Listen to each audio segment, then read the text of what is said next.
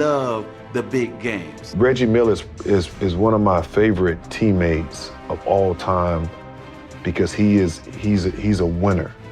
As an opposing player, I really didn't like him too much, and that's a compliment. Reggie Miller is one of the best pure shooters that I've ever played against. He was always talking and flopping. Me talking about flopping, but flopping. I think it was game 3. He hit me with a ball. Stark, shut up and play. I like, okay, I know I can handle this. Everybody saw it, and then he did that, and both those things were directed towards me. Playing against Reggie and coaching Reggie and knowing his personality, Reggie's hit more shots in crucial times than about anybody I've ever seen. Every time I go in that fucking game and come out, I got a new scratch.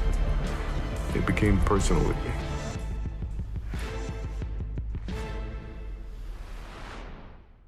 We talk about clutch shot makers. I'm not putting myself on that list. So it's not going to be real. To me, Reggie Miller. I'm not putting myself on that list. To me, Reggie Miller was one of the clutch shot makers ever in this league. And when we talk about clutch, I'm not talking about at the end of the game. Reggie Miller would make those shots when you down 4 and you need a bucket to stay in the game. Playing against Reggie and coaching Reggie and knowing his personality, Reggie's hit more shots in crucial times than about anybody I've ever seen. He loved the big games. He loved the playoffs or the big marquee matchups against his arch rival, whether it was Michael Jordan or somebody, or the Knicks. He got up. The bigger the game, the bigger Reggie Miller would perform and play, the better. And this guy was just unstoppable. A lot of guys miss those shots, but the shots that you got to make to stay, to keep up with the team that's pulling away, that's when you got a shot maker. And to me, Reggie's on that. So, if I had to pick a team that gave us the toughest time in the East, Indiana was probably the toughest outside of Detroit. They were tough. Every time I go in that fucking game and come out, I got a new scratch. It became personal with me. I knew that I had to bring it each and every time I stepped on the court when I was going against MJ. Were you friends? No. On 3, takes it to the basket, and it's tipped in. Oh, and Reggie Miller came over and smacked MJ is upset about it, and I can't blame him. Yes, sir, he ran right into him, and we got a brouhaha here. Don't hold him back. Let him go. Looking back over 18 years, you'd have thought that Michael and I, the Bulls and the Pacers, would have played more than once in the playoffs. We only played once, and it was that epic 7-game series. We saw your happy dance earlier in the show. 10 years later, Reggie Miller did sort of a modified Zeke happy dance after a game winner against the Bulls. And recently he explained to us just how it was that he got himself open.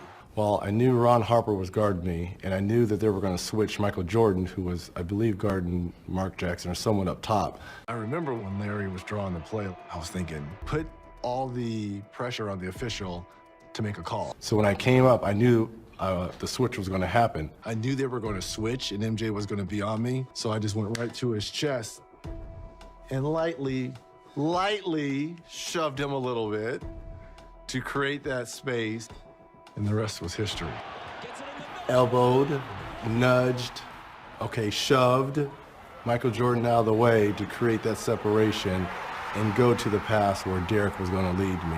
And it was a perfect pass, perfect execution, and the rest is history. Now I got to ask you, where was Randy Brown going? He knew. Randy knew.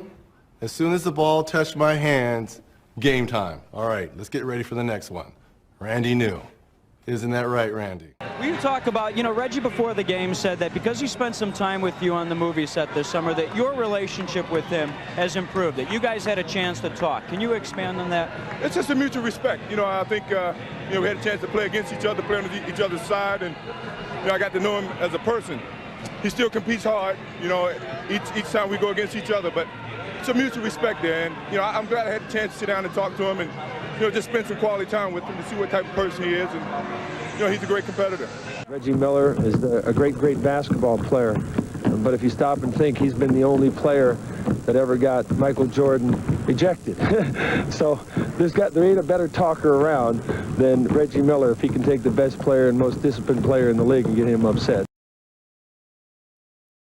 Reggie Miller does a lot of talking. Reggie Miller does a lot of talking. Talk to you from the time you come out the locker room, he'll run you right back into it. Tonight, Phil Jackson's crew is trying to get back on track. In fact, the Bulls have all kinds of incentive in meeting Indiana.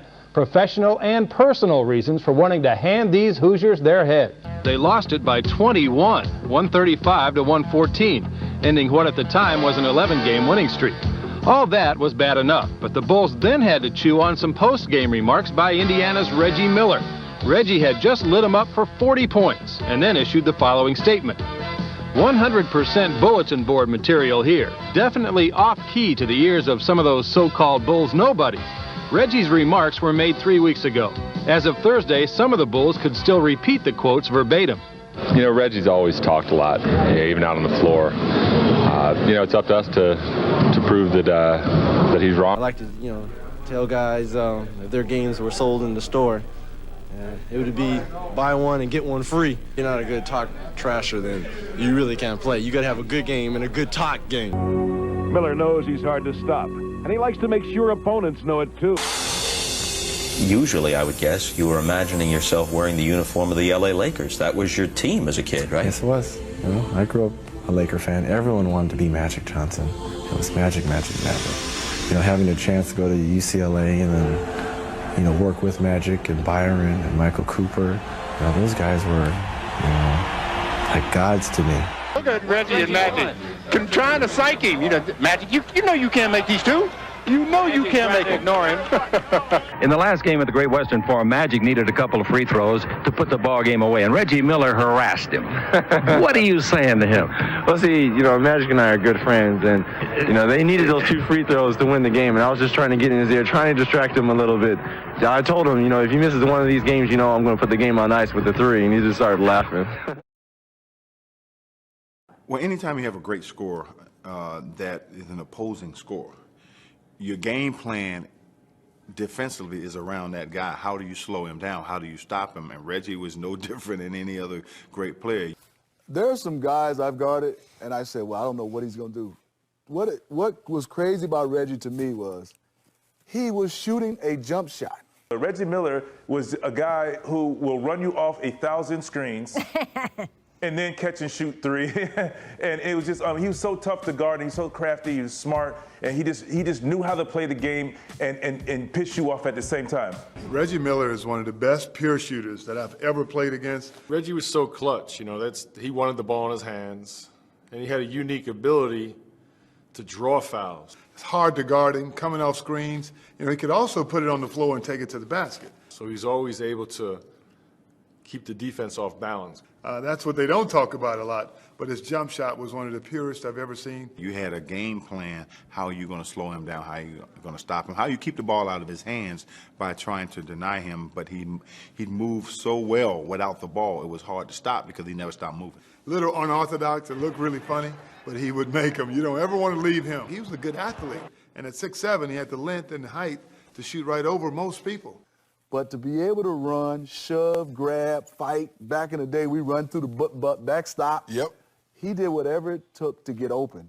And you knew he was shooting a jump shot. And the bad part about it was you didn't want to foul him. Because he was such a great free throw shooter. You don't want to get your hands caught and foul him. So he created space. And that's all he needed was a little space to get that shot off. He kicked his foot out, too. Kick that foot out and grab that foot. And it seemed like he was a higher percentage shooter with the game on the line than he was actually probably during the middle of the game.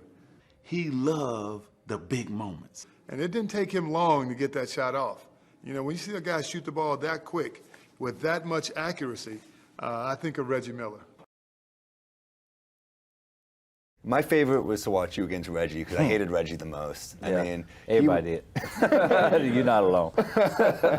I mean, I remember when you headbutt him, and it's still one of the most bittersweet moments because we were all like, "Yes, he got him." Then we're like, "God, we lost Starks." That needed to happen. I hated Reggie. 94 was the Pacers coming out party, but it really started in 93. We had played them in the first round series the year before and lost in 5 games. That's when I kind of knew that we could compete on that stage. Reggie was one of those players that he didn't respect you. You know what I mean? If he didn't respect you, he's gonna come at you, he's gonna talk noise, he's gonna do all the dirty little things. And that particular time, I can remember he kept hitting me with bowls during the playoffs game, and I think it was game 3. He hit me with a bowl, and I told the referee, and the referee wasn't, Stark, shut up and play. I like, okay, I know I can handle this. And so Patrick said, you cool? I said, yeah, I'm cool. So I ran down, scored on him, and ran up to court, and I was so mad. I mean, like, oh man, I'd want to just take my fist and just put it right through his face, right? And just, you know, I'm talking to him, you know, in a polite way, and we just got close, and I just, bam, something just came up and tapped him like that, and he dramatic Hollywood, oh, you be like this and that, and I can remember Oak and Patrick just beating on me, and I didn't feel them until after the game, and when I saw the replay and they was hitting me, bam, bam, bam. My mother called Patrick and told him, if you ever put your hands on my son again, he said, Miss Starks, if you do that again, I'm gonna do the same thing. So. You fast forward to 1994 in the Eastern Conference Finals. We beat Atlanta, who I thought was the #1 seed at that time. And now you're going against the #2 seed, the bullies on the block, the #1 media market, Patrick Ewing, Pat Riley, and the Knicks. And you're on center stage. This is for you, Indiana. We're coming back, yeah! What I just said, I wanted to put Indiana on the map. Well, what better place to do it than going against the #1 media market team and the Knicks? He was talking in game 3, you know, but that didn't bother me at all. It was just, you know, when somebody starts take cheap shots on you, then, you know, you can only take so much. What did your teammates tell you at the court when you walked off? They told me it was a bad move on my part, which it was, and I accept the blame, and, you know, but we have to deal with it and move on. I don't think I did anything to John to make him mad. I think something happened earlier in the day. Maybe room service was late or something like that. So I don't think it was what, between him and I don't think that's what made him upset. And then things that come with the Knicks, like some of their fans. Speaking of edgy, we also know all too well that Spike Lee is a basketball fan, a Knicks fanatic to be exact. We've witnessed his antics and frustrations courtside for years. So I met Spike a few times. We weren't buddy or cool or anything like that. So we played the Knicks a couple times during the regular season. We caught fire. You know, we beat Orlando, we beat Atlanta. Now we're getting ready to play the Knicks. And I get a phone call, and it's Spike. And he's like, do you want to make a little wager? I'm like, sure, I'll make a wager, because we're going to do you guys. He's like, okay. Well, what do you want? Well, you know, my wife at the time, who was trying to be an actress, was like, okay, well, put her in one of your, you know, Do the Right Thing movies. No kidding. Yeah, and if the Knicks won, he wanted me to go visit, at the time, Mike Tyson was in jail in Indiana because of everything that had happened to him. He wanted me to go visit Iron Mike. So that's kind of what set the stage between he and I. 25-point fourth quarter. Swings away and hits. 39-point game, June 1st, 1994. What do you remember from that game, and I guess in particular that quarter? You talk about out-of-body experiences. That might have been the 3rd or 4th time I've had that feeling on the court. Miller open again. I'm going to either shoot my way in, I'm going to shoot us out. I hear, you know, whoever on the sidelines, you know, man, you're going down, Indiana Hicks. I'm hearing all this. I'm like, okay, I'm going to try to shoot this ball every single time just to make a point. Look at this shot, and he hits it. It's a three-pointer for Reggie Miller. Well, I started to make my first couple shots at the start of that 4th quarter, and I started to look over at Spike a little bit, and he was kind of, things started to come out my mouth. And Reggie Miller in an animated discussion with Spike Lee. The looks, the taunts. Who again is staring in the direction of, yes, that man. You know, the finger pointing, grabbing, choking, and magic was born. It was just like, he just snapped, and, you know, grabbed his privates. You know, it was very public. I mean, it was, everybody saw it, and then he did that, and both those things were directed towards me. I got tired of hearing his damn mouth. And, you know, like, you know what? It's entertainment, and you pay good money for these seats, but you ain't gonna talk to me any old kind of way. Somehow, he was unleashing his wrath against me. Felt like I was playing or something. Did you ever wonder if he hadn't been sitting there and egging you on, if your performance would have been that good? Or did that fuel it? I think it kind of fueled it, because when I started to make some of those crazy shots, you know, I almost made one from half court. I'm like, this is like a video game that's going on right now. If it wasn't for the looks and the antics, it probably wouldn't have been the same. What did your teammates say to you during timeouts? What were guys from the Knicks saying to you on the floor? They had to just be going, holy smokes. I remember Byron Scott and Sam Mitchell coming up to me with towels and fanning me down. I was like in a different zone. So in timeouts, Larry Brown would be talking and I wouldn't hear it. I wasn't hearing a word he was saying. I was just in my own little world. Let's just go play. I don't care what happens. We're going to do this. And yeah, so I was in my own world. Miller's dramatic display carried the Pacers to victory, announcing his arrival as an NBA star, turning Spike into a scapegoat for the Knicks' defeat. I'm on the front page, me being blamed for the loss. He is their biggest fan, and God bless him. Everyone should have a Spike Lee that's that loyal. The next year, I did the same thing. Game that's seen nearly 60 fouls called. Actually, that is short of the record for both teams in a playoff game. Miller for three, and he got it. It was like a movie. Yeah. Look, I was so disappointed and dejected in that game because I felt we had played well enough to win it. We hadn't done all the little things, the rebounding, the loose ball, the 50-50 balls, missed free throws. And it seemed that they were going to win that game.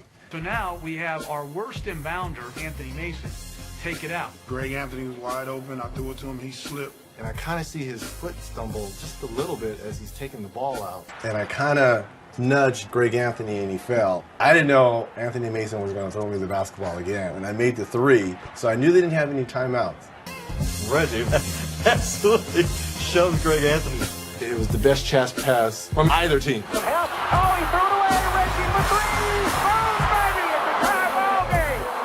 Unbelievable. In the heat of the moment, Sam Mitchell fouls John Starks. I think everyone got caught up in the emotion, including Sam Mitchell, because maybe he thought we were down one, but it was tied up. He fouls John Starks as soon as the ball comes in, and we're running up to him like, what are you doing? It's tied. I'm like, it's okay. It's all right. Because worst case scenario, we could score at the other end. If he makes both of these, we could score at the other end, and we'll just go to overtime and take our chances. I was kind of like in shock that this whole thing happened. At that time, I'm walking to the free throw line, and I'm thinking like, man, did this dude just did this? We watched John's eyes, and he wanted no parts of those foul shots. There's no way he's going to miss the second free throw. There's absolutely no way. Starks misses the foul shot. Ewing misses the putback.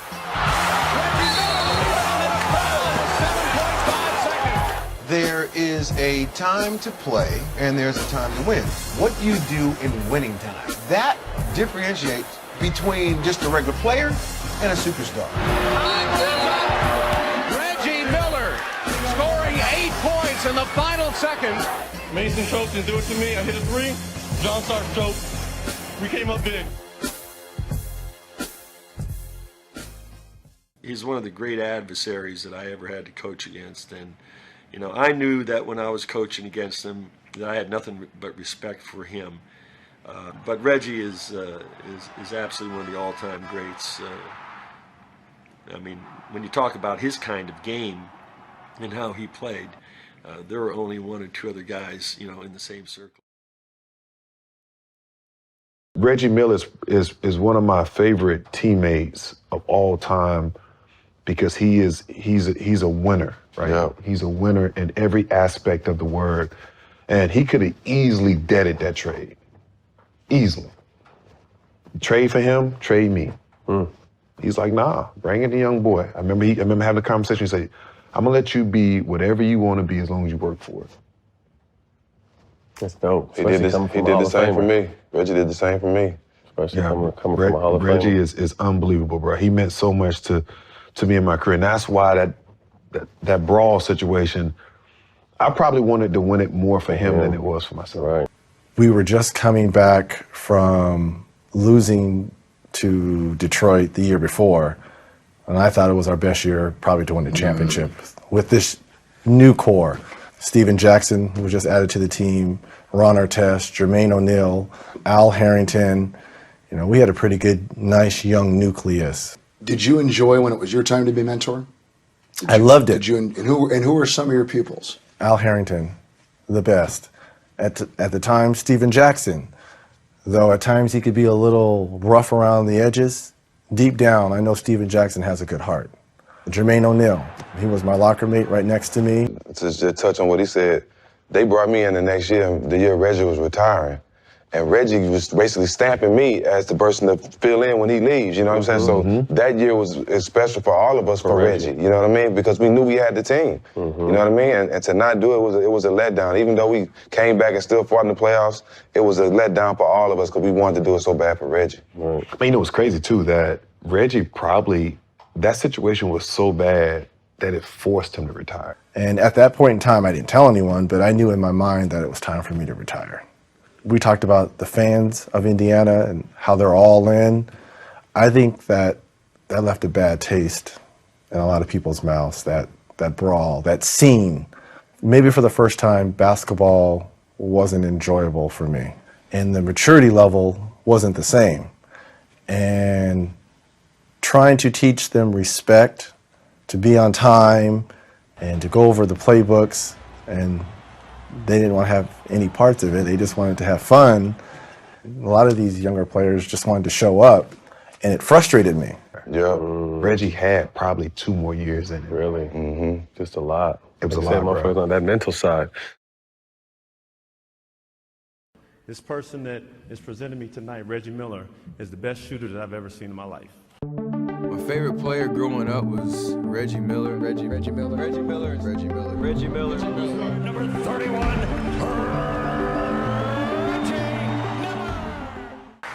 Reggie has had a profound effect on my early years in the NBA. I would come out on the floor thinking I was early, and he was already out there, and Reggie had a Superman shirt on.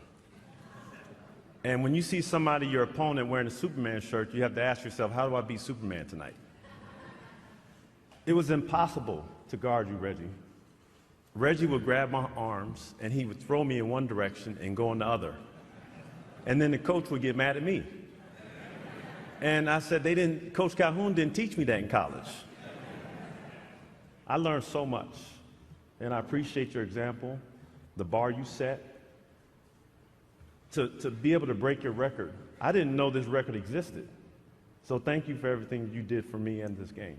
I love watching Reggie, just the way he moved on the court. Reggie again. The way that Reggie moved without the ball was second to none. And he had that clutch thing that everybody wants.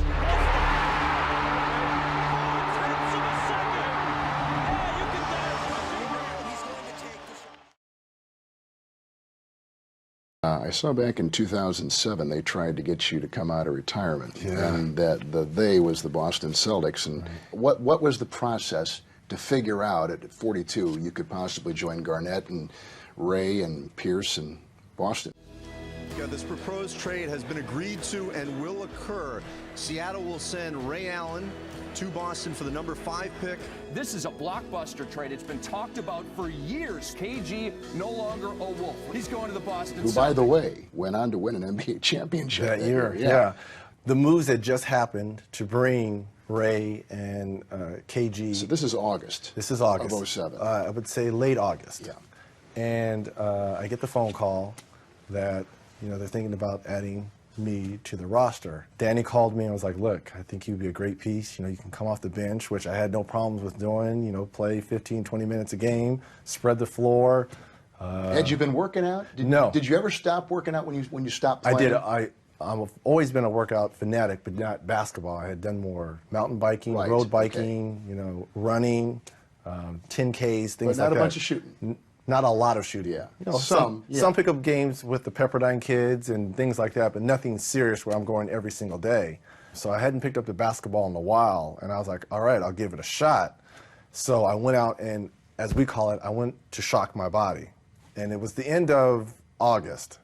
And the Celtics, he needed an answer within 2 weeks because they were getting ready to go overseas to Italy or They France. went to Rome, right? We went to Rome to play in some type of tournament, a bonding trip for the Celtics. And he needed to know before then. I always tell Danny this and tell people, if he had called in July and given me all summer. Like a 2-month leave. If he would have given me 2 months, it was too hard for me to shock my body in those 2 weeks, which I tried. So I went and I did 3 days, actually. Did you?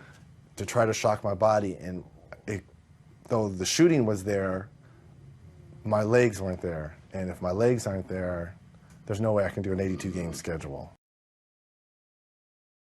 Did you guys ever have any friction when you played against each other? I didn't have friction with him. I had friction with Vlade, because Vlade was the instigator. He was always talking and flopping. Me talking about flopping, but flopping. So it was Vlade that I had problems. I never had problems with C. Webb, especially those great Sacramento teams. Yeah, I was a big fan of Reggie, but I didn't like him because he was always beating our teams. You know, like he was the catalyst. You know, I knew he was the one who's going to be talking junk, getting in the guys, and so he was a guy like you always wanted to play with. But when you're playing against him, you just hate him. He's talking junk. You saw what he did to the Knicks. You see him kicking out. This is the human kickstand I've named him because when he shoots the three, all that leg stuff that he complains about when we do games, he might have helped invent all that. The kick out that got him to the free throw line so often. Smitty, this seems to have struck a nerve with you. Let me tell you, when you're out in the Eastern Conference and we play 4, maybe 7, 8 times a year, we play in the playoffs. And Reggie, ultimate competitor. We talk about competitors, I mean, to the 10th degree, because it was grab, hold. Reggie would do whatever and you're not. I didn't do as much. Yeah. And I've always said, I tell kids, the endurance of Reggie Miller is phenomenal. I mean, he can run off a screen, get it, run back off a screen, run off, and then still have the legs to shoot the basketball and shoot the basketball the same way. Even though it was a different type of form, it still came off the same way, whether he was kicking, whether he was off balance, and it wasn't a lot of dribbling. Right. He was taking one dribble or no dribbles and still being able to shoot the basketball and still had that same endurance in fourth quarters and after 82 games in playoffs. How did you prepare for him? Well, I think the one thing was I always wanted to send him to come off this way. Well, what I mean is shooting it off his left shoulder, because I thought off his right shoulder, he was real good at being able to take one dribble and get back to the baseline. I wanted him to keep it in his right hand to drive the basketball to make a play. But preparing for him, it was teammates, Grant Long, guys that were bigs that could switch out. That was the only way you had a chance, I thought, with Reggie Miller to have a big that could switch. Now, did the coaches or the players, were they like, hey, Reggie sending a limo for you tonight? Remember that? Like, when did Lenny ever say, hey, to try to get you to guard him a certain way? He say, hey, Smitty, Reggie gonna send a limo for you tonight. He's gonna get 50 on you. How did he? My thought process, the best way to guard a Reggie Miller was to post him up and get him in foul trouble. That's what I wanted to do, to post him up and get him in foul trouble, to take away some of his aggression. One thing, Smitty, I guarded him a little bit too. And because he wasn't one of those guys that had the ball in his hands and make a play, he came off of screens. You had to really be disciplined and focus and lock and trail. And so with shooters, you don't want to give them any space. You want to be up on them. When they catch the ball, you want to be right there. And so as he's curling the screen and coming off, and as you're going by, that kicking that foot out, either way, whether he's coming off the right shoulder or left shoulder, it really became a challenge because you didn't want to get too close. It's like you want to do your work early. You want to try to ride him through the screen. But as he catches it and he's kicking that foot, whether from 3 or from 2 or whatever, it's like, well, they're going to call that foul on me. And it just he became unguardable in that sense because you had to get up on him. Well, they said call that foul. Kevin Durant was like the first. Reggie was one of the first to me because if you were close to Reggie, he was taking him and Karl Malone.